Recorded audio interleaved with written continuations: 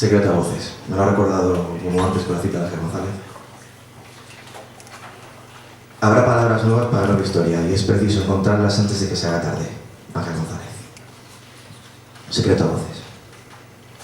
Fingimos que la mala suerte era un bache necesario y llegó el día en el que solo nos preguntábamos el color del abrigo con el que nos iba a abrazar la tristeza esa misma noche, como si todo a las 5 de la mañana le quitara cualquier pequeño sentido que le hubiéramos podido dar de día al sol.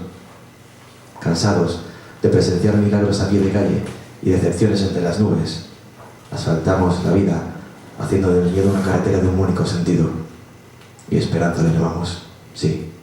Y otra vez nos dejamos la cara en las manos por un Dios que en el fondo todos sabíamos que no existía.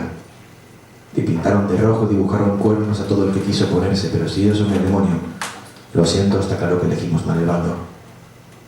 El olvido de llorar vestido de infarto, porque cada 4 años tuvimos a meternos obedientes en su aseradero. Y el mismo serrín de hacer con nosotros lo que quieren es el que usa como confeti en sus fiestas.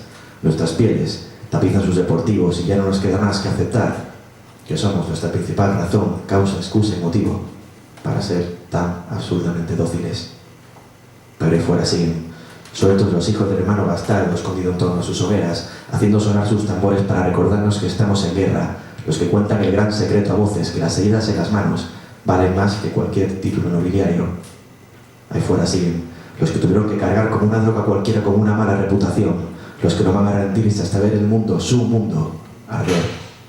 Los que hacen de la madrugada un buzón de reclamaciones a la vida, ahí fuera siguen, pintados de rojo con la sangre de cientos, ahí fuera siguen, con los cuernos de corretear tantísima mentira. Y como decía, si ellos son el demonio, perdona que les diga, está claro que elegimos mal el bando. Así que no lo olvides, la próxima vez que te cuenten como un simple número, que Dios los cree así, ¿de acuerdo?